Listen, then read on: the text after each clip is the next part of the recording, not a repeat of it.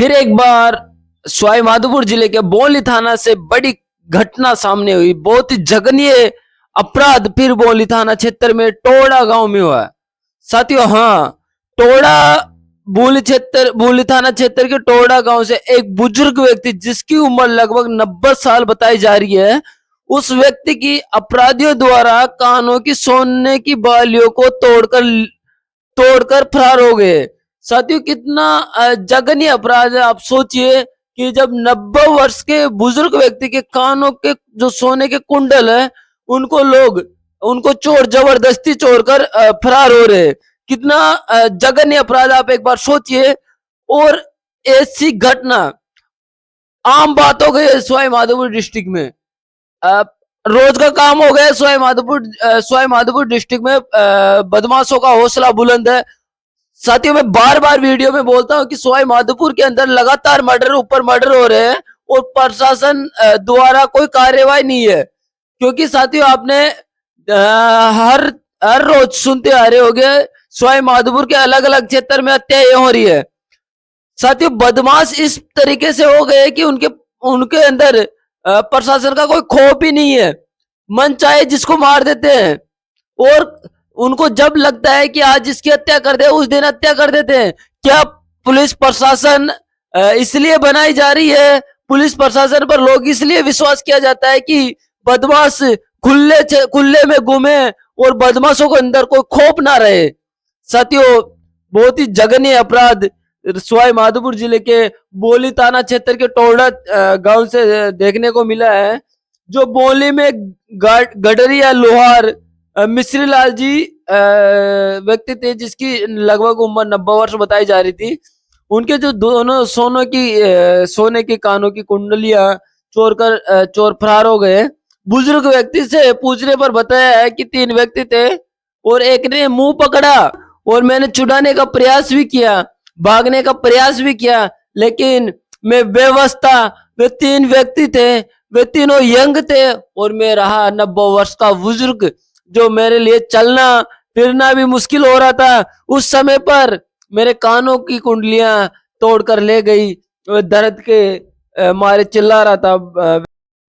साथियों, ऐसी घटना सवाई माधोपुर में बार बार देखने को मिली है। आपने सुना होगा, पहले भी बोली कि घटना है जो कमला मीना अपने खेत पर काम करने के लिए गई हुई थी और बदमाशों ने उनके दोनों पैर काटकर, जो पैर में चांदी के कड़े होते हैं, उनको खोलकर ले गया।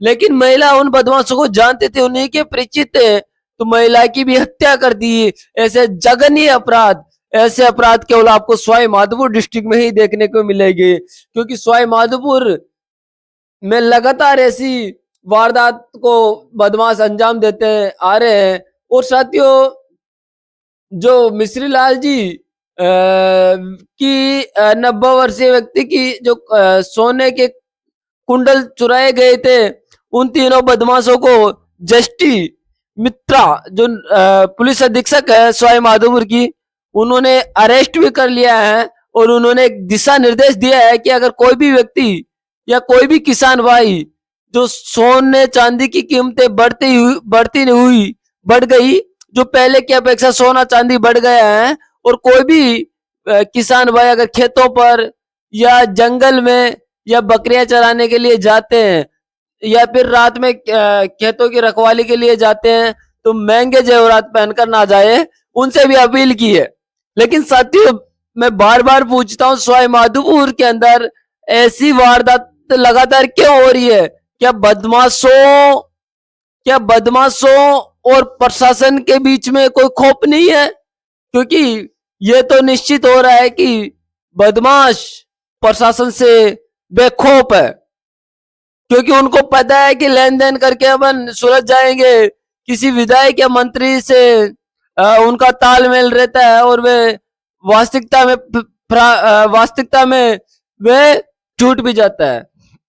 साथियों, ऐसी कई वारदात है सवाई माधोपुर जिले की, जिसमें हाफ मर्डर का तो केस हाफ मर्डर हो जाता है, जिसका सिर फाड़ जाता है, हाथ पैर तोड़ दिया जाता है। ऐसे मामले का तो पुलिस प्रशासन के द्वारा FIR भी दर्ज नहीं की जाती है।